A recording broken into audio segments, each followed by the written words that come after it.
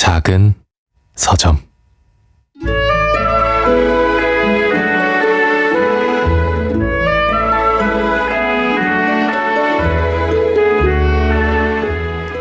간식 시간에 어린이들과 요구르트를 마셨다.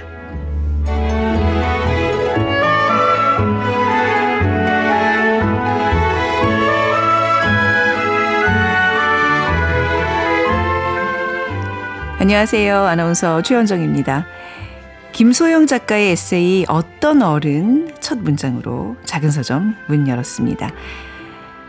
독서교실 선생님도 11살 초등학생도 똑같이 입술을 오므리고 요구르트를 마시고 있자니 다들 7살이 된 것 같다 이렇게 말하는데요.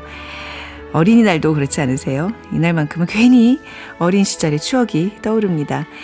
자, 오늘은 최민석의 불타는 문학, 작은 서점 크루들의 특별한 큐레이션, 오늘 이 책 준비하겠습니다.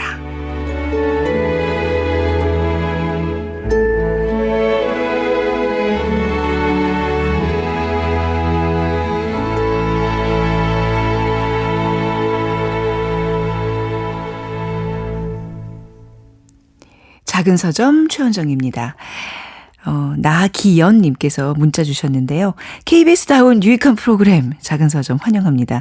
오랫동안 함께하고 싶습니다. 격하게 응원합니다. 라고 적어주셨고요. 세빈초제님, 어찌됐든 책 속에 길이 있는 것은 맞는 듯 보입니다. 시간과 공간을 초월해서 승 역할을 하니 말입니다. 그리고 1980님은 신간 소개도 좋고 최민석 작가 입담도 재밌습니다 하셨어요.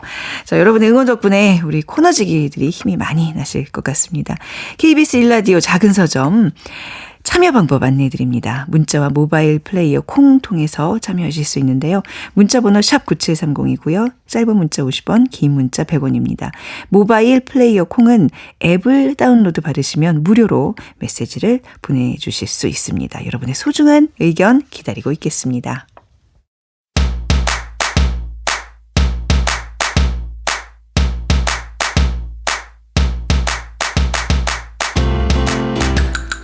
요즘 어떤 책 읽으세요?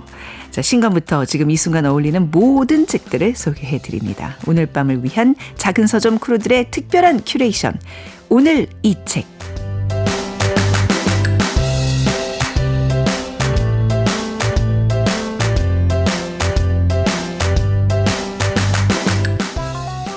하루 50권의 책을 읽는다는 그녀. 눈이 빨갛게 충혈돼 있을 거라고 생각했는데 아주 눈빛이 예쁘십니다. 오늘 김유리 MD님 어서 오십시오. 안녕하세요. 네. 자, 5월은 굉장히 휴일이 많아서 책 읽기 참 좋은 시간이잖아요. 그렇죠? 네. 네. 자, 어떤 책이 좀 눈에 띄나요?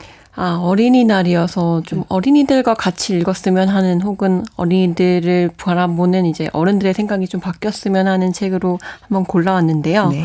그 2020년 출간 당시에도 큰 사랑을 받고 지금까지 인기가 많은 김소영 작가의 어린이라는 세계라는 에세이가 있었어요. 근데 사실 이 작가님이 되게 이력이 특이하시거든요. 네. 10년 전에는 어린이 책 편집자를 하시다가 그걸 그만두고 경기도의 한 아파트 상가에서 조그만 독서 교실을 여셔서 이제 학생들을 가르치기 시작하신 거예요. 사실 근데 그때만 해도 독서를 이렇게 학원을 다닌다 이런 게 사실 쉽지는 않았을 것 같은데 네. 지금도 그런 교실이 활성화되어 있는 건 아닌 것 같더라고요. 그래서 그 작가님이 와 대단하다고 느껴졌던 에세이인데요. 그 에세이가 나온 지 5년이 다 되어갔는데 여전히 제 주위의 학부모 친구들은 네. 대부분 이 책을 자기 인생의 책이라고 밝힌 친구들도 되게 많습니다. 그렇군요. 주변에서 많은 분들이 추천하는 책. 네. 그 베스트셀러 어린이라는 세계가 나온 이후에 또 이제 새로운 책이 나온 거죠? 네, 거의 작년 11월에 나온 책이고 네. 4년 만의 신작이라고 보시면 돼요. 전작이 어린이라는 존재를 고유의 새끼를 가진 개인이자 동료 시민 그리고 다음 세대로 호명하는 작업의 단계에 있었던 책이라면 어떤 어른 같은 경우에는 어린이들과 함께 동시대를 살아가는 어른의 자리는 무엇인가, 어린이가 어린이 되기까지 우리가 해야 할 일은 무엇인가를 성찰하게 만드는 에세이입니다. 성인을 대상으로 한 에세이를 냈는데도 어린이 독자들을 많이 만나신다면서요? 네, 두 권의 에세이 모두 표지가 이제 임진아 일러스트레이터가 그렸어요. 네. 그러다 보니 표지가 굉장히 귀엽고요. 어린이들이 이제 어린이라는 세계라고 하면서 이제 펼쳐보면서 우리가 그린 세계가 있었나 하면서 흥미로워한다고 하더라고요. 어린이들이. 네. 그래서 이렇게 훑어보다가 또 이제 선생님의 입장에서 혹은 어른의 시선에서 애들을 다룬 이야기다 보니 아이들 입장에서는 그게 되게 신선하게 와닿는다고 합니다. 네. 무엇보다 엄마 아빠는 이해해주지 못했던 마음들을 약간 시원하게 긁어주는 게 그래요? 확실히 있다고 하더라고요. 그래서 제 주카 중에서도 한 어린이가 네. 읽어봤던 어른책 중에서 진짜 제일 좋았다고 엄마한테도 추천해주고 싶다고 할 그래. 정도로 엄청 좋은 책이라고 평가를 네. 받고 있어요. 네. 자, 이번에 지금 소개해주고 계시는 어떤 어른이라는 책, 전작의 제목이 이제 어린이가 딱 제목이 등장한다면 이번에 어른인 거잖아요. 어떤 내용을 담고 있는 거예요? 전작이 정말 네. 히트를 치면서 네. 작가님이 강연을 여기저기 다니셨는데 네. 사실 강연은 어른들이 좀 많이 들으시잖아요. 어른들이 이제 질문을 하실 때마다 그러신 거죠. 가장 많이 드렸던 질문이 좋은 어른이란 어떤 어른인가요? 아, 진짜 어렵다. 예. 질문이었대요. 네. 근데 그게 뭐 30대가 물어본 것도 아니고 네. 40대가 물어본 것도 아니고 뭐 다양한 연령대의 어른들이 모여가지고 똑같은 질문을 했다는 거죠. 사실 어린이들한테도 어른이 필요하지만 어른들한테도 어른이 필요한 게 아닐까 하는 대목을 여기서 작가님이 느끼신 것 같아요. 네. 그래서 이런 어른이 되어야 한다라는 그런 정답의 책은 아닌데 어린이들이 앞으로 살아갈 세상에서 최선의 상태로 만들어주기에 어른들이 이 정도를 해줬으면 좋겠다라고 이제 솔직하게 적으신 에세이입니다. 네. 정말 이제 우리 나이에는 좋은 어른이 되려면 어떻게 돼야 되나 이 고민을 너무 안 했다는 좀 반성이 들어요. 중년 되면 건강 생각부터 하고 건강 얘기만 하거든요. 뭘 먹어야 건강한지. 근데 정작 좋은 어른이 되기 위한 노력. 너무나 게을리했다는 반성을 하면서. 근데 사실 이제 어떤 경제적인 문제에서 우리가 저출생 얘기들을 많이 하고 그러는데 그래서 이제 우리가 어린이 부족 국가잖아요. 어떻게 보면. 근데 그 얘기는 결국 어른들이 너무 없기 때문에 어린이가 늘어나지 않고 있구나라는 생각을 해보게 됩니다.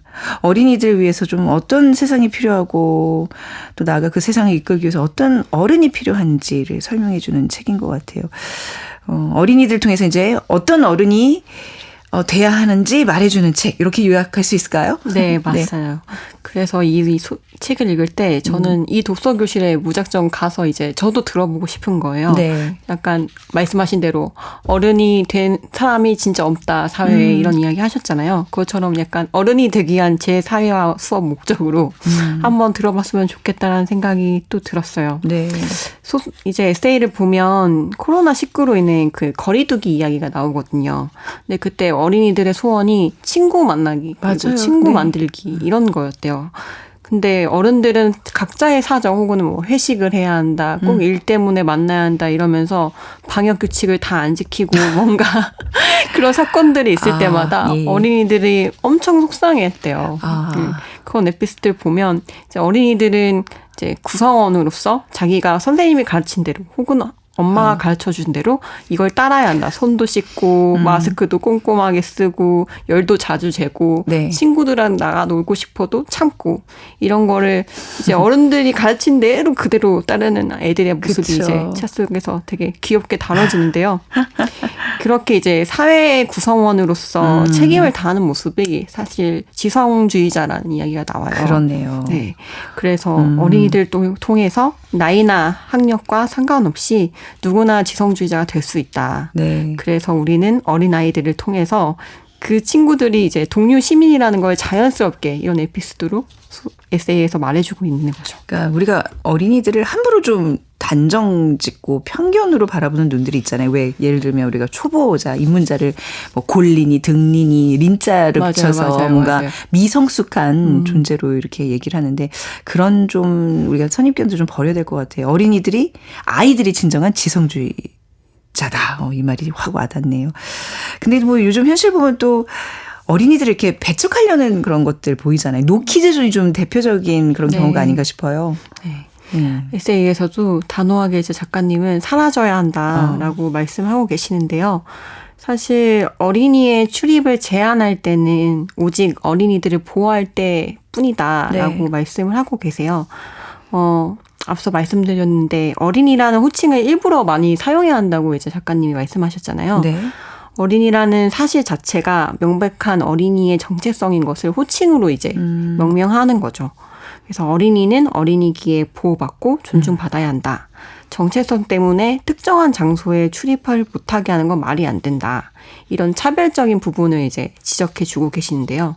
이제 노키즈 존이 더 나아가면 노 휠체어 존이 될 수 있고 맞아요. 네. 노 시니어 존이 될 수 있는 거다. 네, 맞네요. 네. 이런 문제 상황들을 어렵게 해결하기 싫어서 결국에는 출입 금지라는 이제 차별을 선택한 거라고 보고 계시더라고요. 네. 그래서 이제 말씀하신 게 차별을 이렇게 노키즈 존이라고 쓰는 게 아니라 이제 각자의 사정이 사실 있겠지만 뭐 예를 들어서 몇 세 이하의 몇 세 이하는 뜨거운 화기가 나오니까 이제 안전상 네. 이용을 자제 부탁드립니다. 네. 혹은 몇 세 이하는 보호자의 안내나 지도 아래에 꼭 입장이 가능하다. 이런 식으로 좀 풀어서 네. 설명해 주는 걸 추천해 주시더라고요. 그렇네요. 노키즈존 뭔가 이렇게 영어로 써놓으면 뭔가 좀 있어 보이는 듯한 그 느낌이 있는데 사실 이런 차별을 현실화하고 고착화하는 과정이에요. 이건 좀 우리가 좀 사회적으로 좀 신경 써야 될 부분입니다. 근데 어린이들을 배제하는 장면만 나오는 건 아니라면서요? 이 책이에요? 네, 맞아요. 어른들이 배울 만한 어른들의 이야기도 나옵니다. 네. 예를 들면 네, 작가님 동네에 해장국집 유명한 곳이 있나 봐요. 네. 그 사장님 이야기인데 작가님이 콩나물 해장국을 이제 맛있게 드시고 계시는데 4-5살 보이는 어린이와 그 어린이 어머님이 같이 한 테이블에서 이제 식사를 하고 계셨나 봐요. 네. 네, 콩나물 해장국이니까 얼마나 약간 칼칼하겠어요. 어른이 먹어도 약간 땀이 흘릴 정도로 칼칼한 매운 맵기가 있는데 이제 어머니는 이제 어린이가 걱정되니까 반찬을 이제 싸우신 거예요. 근데 반찬을 싸웠는데 좀 꺼내놓기가 민망하니까 밥 뚜껑을 열어가지고 거기다가 이제 덜어서 주셨나 봐요. 네, 사장님이 그거 보시고 왜 그렇게 올려놨냐고 어머님한테 따지신 거죠. 네네. 근데 어머니 입장에 있어서는 따졌다고 생각이 드는 거예요. 자기가 허락 없이 약간 뭔가 외부 음식 반입 금지요. 그런 네, 느낌의. 맞아요. 그래서 좀 민망하게 그러니까 방어적으로 괜찮다. 뭐 이렇게 먹어도 된다. 이렇게 말씀하셨는데 사장님이 그릇 하나 더 달라고 하지 왜 이렇게 불편하게 먹느냐 네. 이러면서 어린이들도 하나의 고객인데 편견 없이 애들도 그릇에 잘 담아서 먹어야 한다. 네. 돈을 주고 먹지 않아도 손님은 손님이다. 사람이면 다 일해야 한다. 네. 이런 생각을 하고 계신 어른이 있다는 걸 이런 에피소드로 또 보여주시더라고요. 네, 뭐 사회적으로나 개인적으로나 어린이들을 다시 한번 생각하게 되는 책인 것 같네요. 네. 어떤 어른을 보면서 네. 사실 어린이 친구들이 어른이 사는 모습을 보면서 세상이 어떤지 가늠하고 상상하는 그런 수업 내용이 나와요. 그 상상 자체가 사회 구성원이니까 사실 할 수 있는 건데 읽다 보면 어느 면에서 약간 섬찟한 것도 있더라고요. 예. 제가 만났던 어린이들한테 나는 어떤 어른으로 보여졌을까? 그리고 그 어른이 보인 세상은 어땠을까? 이런 생각이 들었습니다. 네. 이번 책은 비단 이제 5살에서 13살 그 나이대만 다루는 게 아니라 네. 17살까지 그 청소년과의 에피소드도 다루고 있어서 전작보다는 더 많은 어린이의 마음을 들여다보고 있습니다. 네, 좀 진작에 알았더라면 하는 아쉬움이 좀 있네요. 우리 아이가 너무 이제 커버려서 어린이와의 어떤 교감이 아니라 이제 정말 성인과 성인으로 대화를 하는 저는 이제 나이라서 고등학교 3학년 나이라서 근데 좀 진짜 어렸을 때 아이 마음을 좀 헤아릴 줄 아는 어른이 되기 위해 좋은 책이었을 텐데 아쉽네요.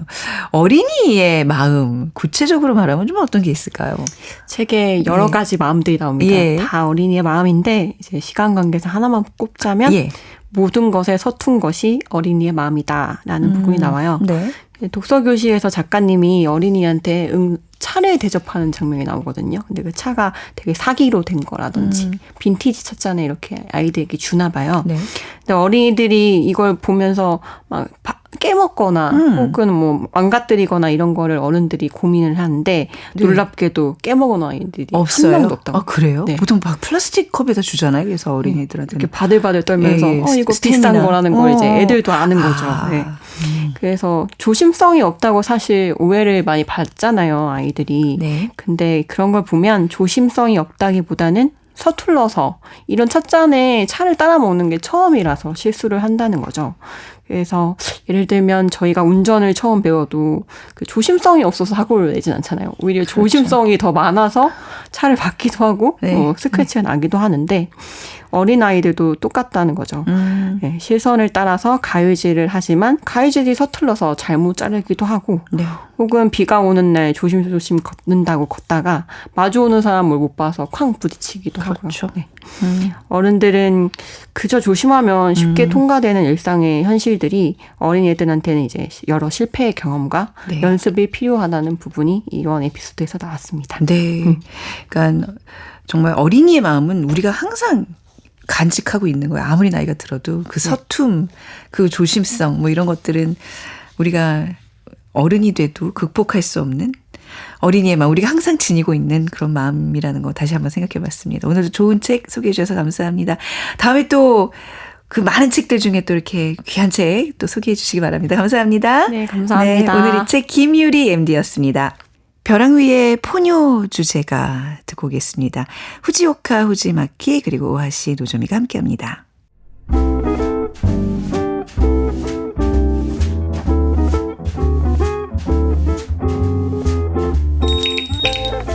작은 서점. 월요일부터 수요일까지는 최원정 아나운서가, 목요일과 금요일엔 장강명 작가가 서점을 지킵니다. 참여하실 분은 방송 중 긴 문자 100원, 짧은 문자 50원이 드는 샵 9730으로 문자 주세요. 여러분의 소중한 의견 기다리겠습니다. 책을 사랑하는 사람들의 북클럽 작은 서점.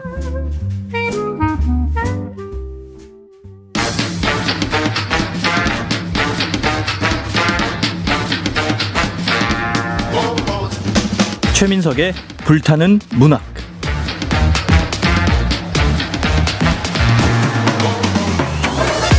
우리의 마음을 저미는 명작. 오랜 시간 살아 숨쉬며 여전히 불타오르는 명작. 앞으로 그런 명작이 될 거라 여겨지는 작품까지. 최민석 작가가 아끼는 명작 이야기 작은 서점에서 풀어봅니다. 소설가 최민석의 불타는 문학.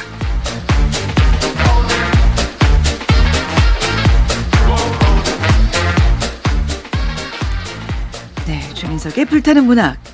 최민석 작가님 모셨습니다. 어서 오세요. 네, 안녕하세요. 네. 자, 오늘은 우리가 이제 불타는 문학, 불문학 코너인데 계속 지금 다른 나라 돌고 있었잖아요. 그렇죠. 딱, 예, 오늘은 제대로 가져오셨네요. 네. 그렇죠. 그 취지에 걸맞게 네, 네. 줄여서 불문학. 네. 예, 물론 불타는 문학이라서 예, 이 버닝 리터레처죠. 아, 그쵸. 예, 그렇긴 하지만 네. 줄이면 불문학이기 때문에 종종 이제 불문학을 다뤄보려고 합니다. 네. 그래서 오늘은 스탕달의 적과 흙, 아, 이 작품을 골라왔습니다. 네, 정말 사랑받는 고전, 네, 적과 흙. 어떤 작품인지 좀 소개를 해주시기 바랍니다. 우선 좀 스탕달이 어떤 사람인지 좀 알아볼까요? 네, 스탕달은 굉장히 옛날 사람이죠. 아, 예. 1783년생입니다. 네. 예. 발자크와 함께 프랑스 근대 소설의 창시자로 불리고요. 그리고 동시에 낭만적 사실주의 작가의 대표 작가로 꼽힙니다.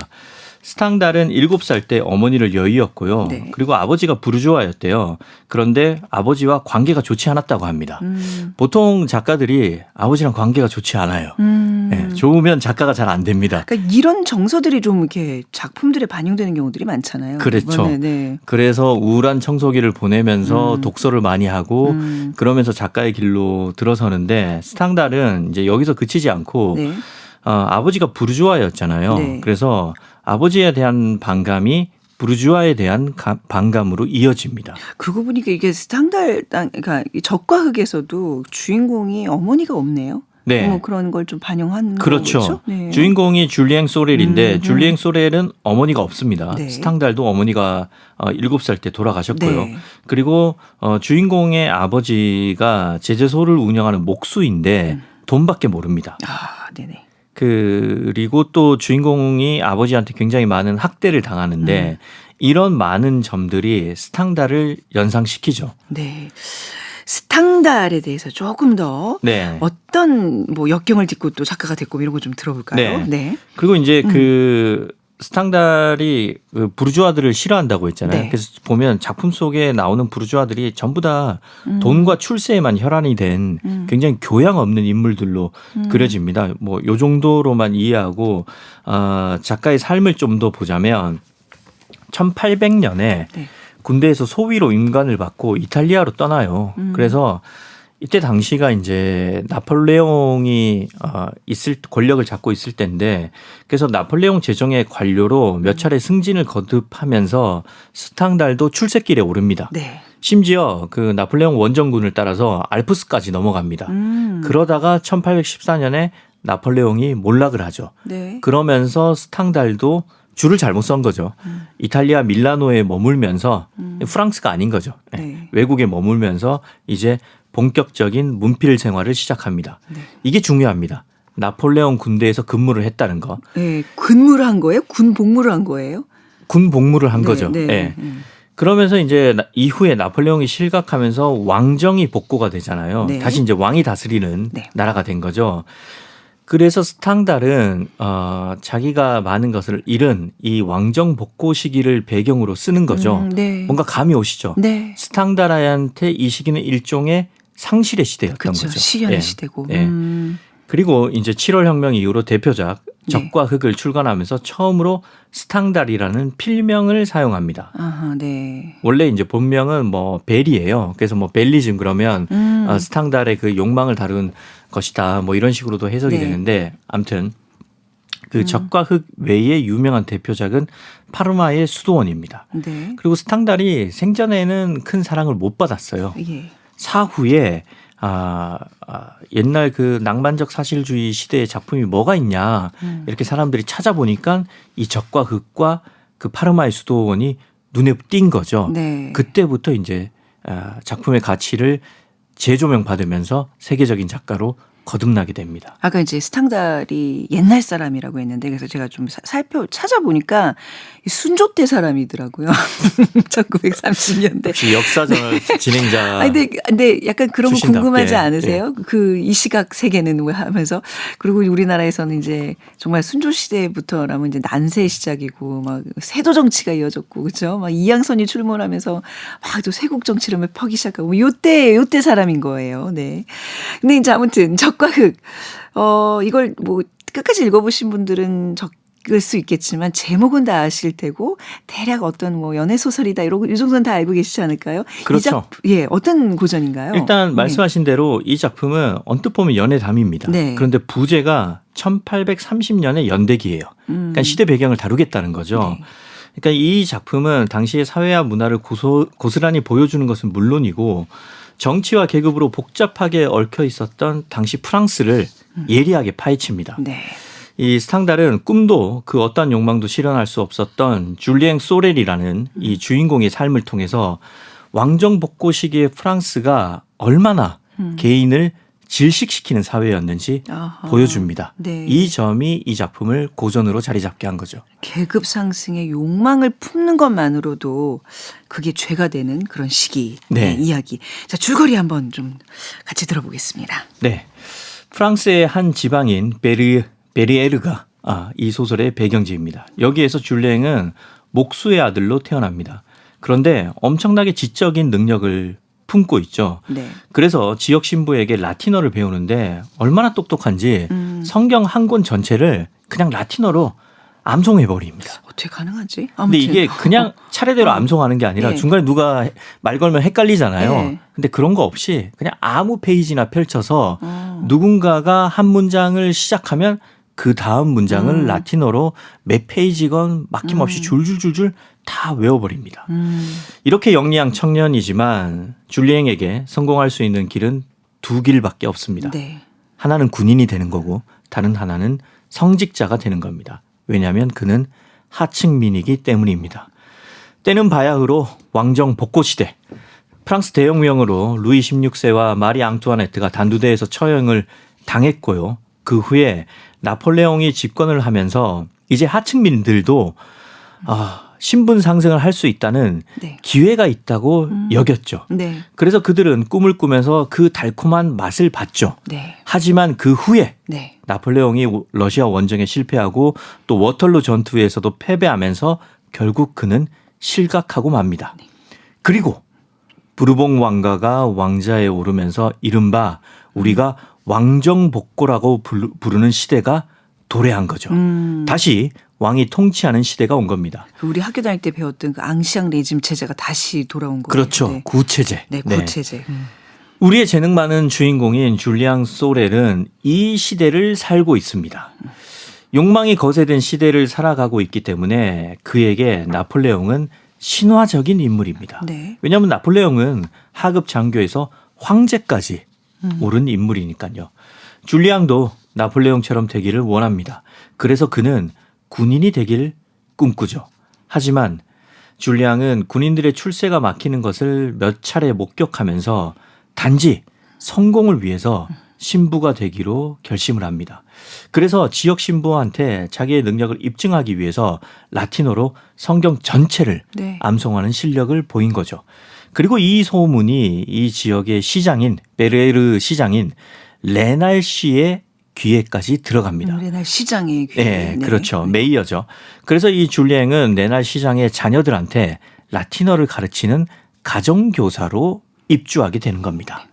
그리고 가정교사로 가게 된 운명의 첫날 그곳에서 레날 시장의 부인을 마주치게 됩니다. 네.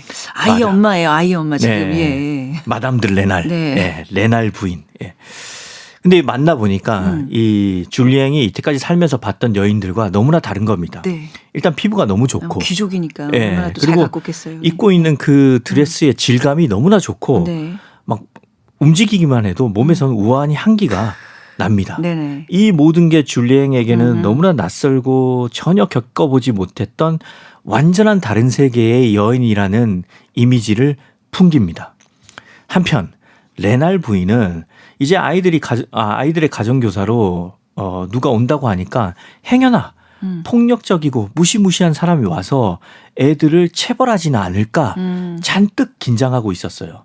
심지어 아이들이 쓰던 방까지 가정교사한테 내준 참이었습니다. 네. 그러니까 가정교사가 마치 자기들의 삶에 침입을 한 것 같다. 침입할 거다. 이렇게 여겼던 참이었던 거죠. 네네. 그런데 네. 가정교사로 온 줄리앙은 이제 고작 20살이 된 앳된 청년입니다. 네. 그리고 자기 앞에서 수줍어하는 줄리앙을 보면서 부인은 호감을 느끼죠. 그러고 이제 조금 며칠이 흘러서 줄리앙은 어쩐지 그래야 할 것 같은 의무감에 네. 그리고 자신의 우월함을 증명해 보이고 싶은 욕구에 그리고 또 자기보다 계급이 높은 사람을 정복해 보고 싶은 이 욕구에 사로잡혀서 레날 부인의 손을 잡습니다. 아, 이제 이 기가 막힌 또 운명의 장난들이 이렇게 시작이 되는 시점입니다. 왜 그 네. 손을 왜 잡아요? 아유, 아무튼. 네. 그리고 이때부터 둘은 가까워지고 줄리앙은 어느 날 부인한테 귓속말로 말을 하죠. 네. 부인, 새벽 1시에 부인의 방으로 가겠습니다. 네. 물론 저처럼 목소리가 탁해지는 않았겠죠. 20살이니까. 네. 자, 부인의 방은 2층에 있었는데 줄리앙은 마치 계급의 사다리를 타고 신분 상승을 한다는 듯 정말 사다리를 놓고 창을 통해서 부인의 방으로 들어갑니다. 사다리가 약간 그런 의미가 있겠군요. 그렇죠. 네, 거의 뭐 네. 직유법 같은 그렇네요. 상징이었던 거죠. 그리고 둘은 그 방에서 점점점점. 아, 근데 그 소설에서는 그냥 밤새 이야기를 나눴다고 나와요. 저는 그래서 그 말을 믿으려고요. 저는 이 대목을 이제 원전으로 읽었는데 네. 아, 원전에는 어떻게 표현돼 있어요? 이 장면을 스탕달이 굉장히 무책임하게도 여기에 대해서 아무런 묘사도 하지 않습니다. 심지어 그 검열이 심했던 80년대 영화에서도 네. 뭐 갑자기 뭐 화산이 터진다거나 그쵸. 아니면 뭐 상징을 쓰는데 여기에서는 정말 네. 스탕달이 스리슬쩍 네. 아침 해가 솟았다. 다음날 아침이 밝았다. 뭐 이런 식으로 넘어가 버리는 왜 거죠. 그렇게 작가로서의 의무를 이렇게 한 번 책무를 더 이렇게. 나오거든요. 뒤에 얘기를 하겠습니다. 네. 아무튼 독자는 속이 터지지만 이제 둘은 불과 몇 시간 전과는 완전히 돌아올 수 없는 관계가 되어 있습니다.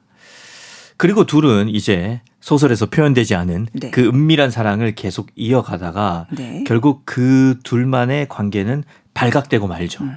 그래서 줄리앵은 신부의 도움으로 이제 쫓기듯이 부장송에 있는 신학교로 입학을 합니다. 네. 그리고 거기에서 오로지 먹고 살기 위해서 신부가 되려고 하는 젊은이들을 봅니다. 그러면서 줄리앵은 신학교도 위선과 권력 투쟁으로 그리고 그냥 생존 욕구로 가득한 곳이구나 이런 것을 느끼게 됩니다.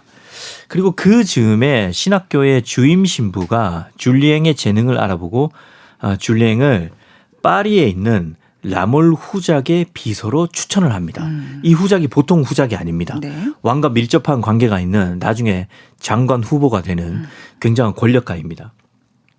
아무튼 이렇게 똑똑하고 재능 많은 줄리앵은 마침내 파리로 입성을 합니다.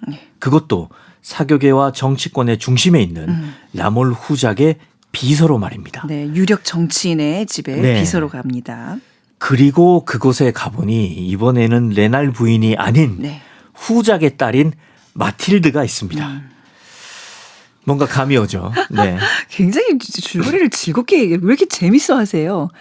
재밌잖아요. 네, 가는 지금 데마다 얼굴에 지금 장난기가 네. 가득. 네, 그래서 가는 데마다 마틸드를 운명적 만납니다. 여인이 기다리고 네, 있고 네. 두 캐릭터가 너무 다르니까 자, 이 마틸드는 일명 여왕 마고라 불리는 마그리트를 숭상합니다.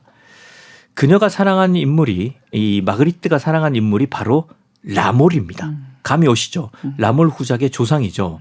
이 라몰은 왕을 독살하려고 했다는 혐의를 뒤집어쓰고 참수형을 당했는데 마틸드는 이런 장애가 잔뜩 들어간 이런 비극적인 사랑 이야기에 매혹이 되어 있습니다. 네. 왜냐하면 이때는 모든 것이 고정돼 있었던 시대였어요. 신분 이동이 없어서 굉장히 권태로운 시대였는데 마틸드의 생각에 가장 혁명적인 인물은 바로 사형을 당하는 인물이라는 거죠. 사형을 당할 만큼 자신의 열정을 삶에 쏟아붓는 인물이야말로 진정한 영웅이다. 이 권태로운 시기에 모든 것을 희생할 수 있는 용기를 가진 사람, 그 사람이 진정한 연인이고 나는 그러한 사람을 사랑하고 싶다. 네. 라고 여기는 거죠. 그런 이 마틸드의 눈앞에 줄리앵이 들어옵니다. 네. 또 운명처럼 네. 만났습니다. 네. 그리고 줄리앵은 또 사다리를 또 사다리를 타고. 굉장히 자주 네. 스탕달이 쓰는 상징인 거죠. 저는 지금 깨우쳤어요. 사다리가 그런 의미구나. 네. 또 사다리를 놓고 2층에 있는 네. 마틸드의 방에 올라가고 우리의 작가 스탕달은 또 그날 밤에 네. 점점점 밤새 이야기를 나누고 이번에는 아침 해가 떴습니다. 이게 정말 밤새 이야기를 나눴다 이런 네. 그것도 없어요? 것도 아니고 그냥 정말 소설에 점을 찍어 놓습니다. 그래요? 점을 그 원서에 보면 한 열 몇 개를 찍어 놔요. 네. 그리고 또 아침이 밝고 네. 둘은 예전과 다른 사이가 됐죠. 그리고 둘은 몇 번의 사랑 싸움을 겪지만 어느 날 마틸드는 줄리앵의 아이를 가집니다. 네. 그리고 나몰 후작은 나몰라라 할 수 없어서 어쩔 수 없이 네. 자신의 권력을 이용해서 줄리앵을 군대의 장교로 임명을 하죠. 그러니까 사위로 받아들이는 네. 거죠. 그리고 이제 줄리앵에게 마침내 새로운 성, 후작이 주는 성이 캐슬이 아니라 패밀리 네임, 그렇죠. 이 성을 줍니다. 귀족의 성을 주죠. 음. 우리로 치면 족보를 산 거죠. 그러니까 정말 출세의 그 야망이 있었던 청년이 꿈을 이룬 거네요. 그렇죠. 마침내 줄리앵이 귀족이 네. 된 겁니다. 이렇게 끝나야 되는데 딱. 그리고 그 순간 네. 라몰 후작한테 모르면 안 돼요. 라몰라라 하지 마시오라는 듯이 편지가 한 통 도착합니다. 발신자는 네. 누구냐? 네. 레날 부인입니다. 마담 드 레날. 예. 네. 뭐라고 썼을까요? 그 편지에는 네. 줄리앵은 위선적인 인물이고 오로지 신분 상승을 위해서 자신을 농락했다고 쓰여 있습니다.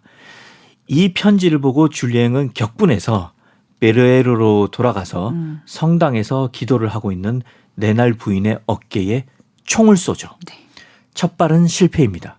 그러나 두 번째 격발에 부인은 쓰러지고 맙니다. 네, 큰 부상은 아니었다고 네. 나오죠. 네. 그러면서 줄리앵은 감옥에 갇히죠. 예. 그런데 이 편지는 사실 베르에르의 신부가 미리 다 써놓은 거고 그걸 부인한테 옮겨 적으라고 네. 강요를 한 겁니다. 그러니까 레닐 부인의 진심이 아니었어요. 예. 왜냐하면 부인도 그럴 수밖에 없었던 게 이미 예전에 그 불륜이 지역사회에서 들켜서 입지가 좁아져서 네. 시키는 대로 할 수밖에 없었던 겁니다. 다행히 부인의 그 부상은 그렇게 심하지는 않아서 살아났습니다. 네. 부인은. 그리고 부인은 줄리앵을 사랑하기 때문에 여전히 사랑하기 때문에 석방해달라고 탄원을 하죠. 네. 그리고 마침내 재판 날이 왔습니다. 줄리앵은 배심원들을 보면서 얘기를 합니다.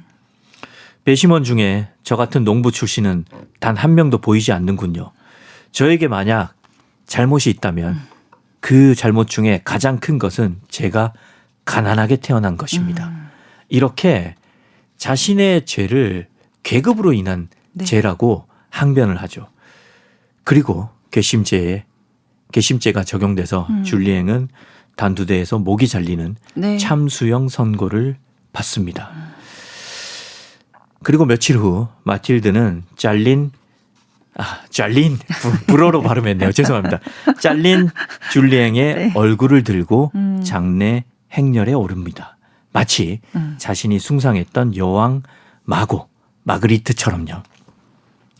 그리고 줄리앵이 처형을 당하자 어깨 부상으로 시름시름 앓고 있었던 레날 부인은 네. 급속히 몸과 마음이 나빠지면서 결국 사망하고 맙니다. 자살이 아니라 그냥 자연스러운 그렇죠. 거죠. 네. 네. 이렇게 소설은 끝이 납니다. 진짜 이거는 책 두꺼운 상하로 이렇게 나눠져 있는 굉장히 긴 스토리인데 이거를 지금 숨도 안 쉬고 어떻게 네. 와, 예. 뭐 요약을 했습니다. 네. 와, 요약을 더 해야 될 것 같아요. 우리 밖에서 PD께서는. 아무튼 우리 적과 흑. 줄거리를 이렇게 들어봤습니다. 좀 우리 작가님 숨 좀 돌리라는 차원에서 곡을 한 곡 듣고 가려고 네. 그러는데요. 제가 이거 불어로 돼 있어서 못 읽겠네요. 불문학 학생께서 좀 읽어주시겠어요? 그럼 제가 네. 숨 돌리는 거 예. 아니잖아요. 네. 곡 소개 좀 해주세요. 까를라 브루니. 우리 또 피디님께서 또 이렇게 한때 영부인이었던 뭔가 권력을 숭상하는 선곡을 하셨네요. 네. 까를라 브루니의 깰깡마디. 누군가 나에게 말한다. 들어보겠습니다. 네. 지금 까를라 브루니의 깽깽마디 듣고 왔습니다. 발음 좋네요. 괜찮았어요? 깰깡마디. 네. 네네. 좋습니다. 자, 스탕달의 이 고전 중에 고전, 적과 흑. 근데 왜 적과 흑이에요? 사실 스탕달이 이 제목에 대해서 어떠한 언급도 하지 않았거든요. 그래서 그래요? 지금 얘기하는 건 다 사람들의 해석입니다. 사람들이 가장 많이 하는 해석은 흑이 신부의 사제복이다. 네. 당시에 신부 사제복이 검은색이었거든요. 그리고 적이 당시의 군복이다. 네. 그래서 성직자와 군인을 뜻하는 거다. 이렇게 얘기하는데 근데 이렇게 단순하지만은 않습니다. 네. 흑이 이제 성직 계층이면서 나아가서 아까 얘기한 구체제를 상징하기도 하는 거죠. 그리고 적은 프랑스 대혁명 당시에 썼던 그 붉은색 깃발, 네. 즉 공화주의 혁명을 상징하는 거죠. 나아가서 또 나폴레옹을 상징하는 거죠. 그래서 이 적은 출세가 보장되는 혁명 이후에 자유주의 체제를 뜻한다. 이렇게 네. 볼 수도 있는 거죠. 그렇게 본다면 구체제와 자유주의 체제 네. 뭐 이렇게 볼 수도 있는 건데 그런데 소설을 읽으면 줄리앵이 100% 자유주의자가 아니라는 걸 알 수 있거든요. 네. 그냥 어떻게 보면 줄리앵은 출세하고 싶었던 거예요. 그래서 스탕달은 어쩌면 이 적과 흑이라는 강렬한 색채 대비를 통해서 네. 열망을 품은 한 개인의 삶과 그것과 대립되는 모든 것의 대결 구도를 함축했을 수도 있다. 예를 들자면 뭐 이상과 현실, 열정과 타산, 순수성과 위선, 진정한 나와 꾸며낸 나 이렇게 대립을 시켜서 이 두 가지 사이에서 갈등하는 인간과 이 두 조건 사이에서 인간이 겪는 긴장 상태 네. 이 모든 걸 의미했을 수도 있다. 이렇게 이해할 수도 있는 거죠. 작가의 말은 아니지만 이런 해석들이 존재한다. 그 당시의 왕정국가에서 이제 뭐 7월 혁명까지 그 기간을 그래서 이 시대는 적과 흑의 시대라 이렇게도 표현을 한다면서요. 워낙 이 소설이 유행을 했기 때문에 그걸 시대를 아예 그냥 대변하는 단어로. 그런 해석은 저는 처음 들어봤는데 그렇군요. 네, 저도 오늘 하나 배워갑니다. 어디서 그냥 봤어요. 네. 줄리앵이 참 좀 되게 이상한 인물이라는 좀 생각이 들었어요. 본인이 이렇게 출세에 목적을 뒀으면 그런 사랑에 빠지지 말아야 되는데 또 굉장히 또 순수한 청년답게 그 금사빠라 그러죠. 또 그런 성격도 있고.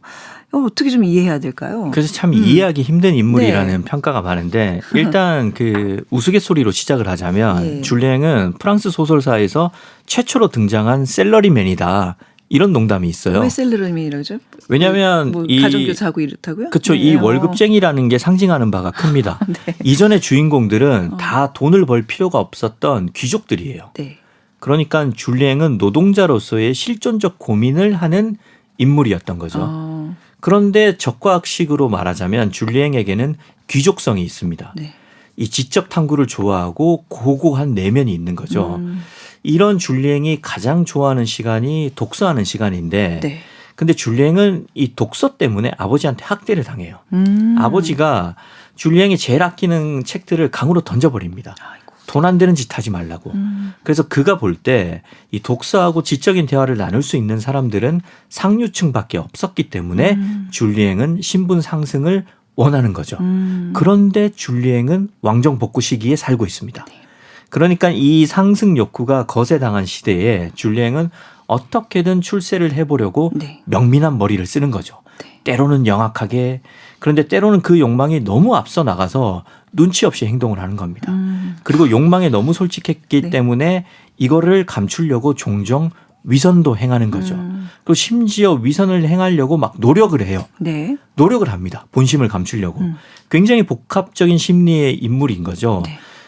이런 인물이 이전에 없었기 때문에 독자들은 줄리앵을 낯설게 느끼고 이해하기 힘들어하는 것 같아요. 네. 이것도 어떤 연애사적인 연애의 관점에 봤을 때도 너무 교활하다는 느낌을 좀 많이 받았었어요. 한 여자의 마음을 얻기 위해서 다른 여자를 이용하고 뭐 이런 식의 참. 근데 보면 마틸드도 또 그렇게 묘사가 되거든요. 네. 이게 난입니다. 레날 부인은 굉장히 순정을 간직하고 있는 네, 캐릭터고 오히려, 네.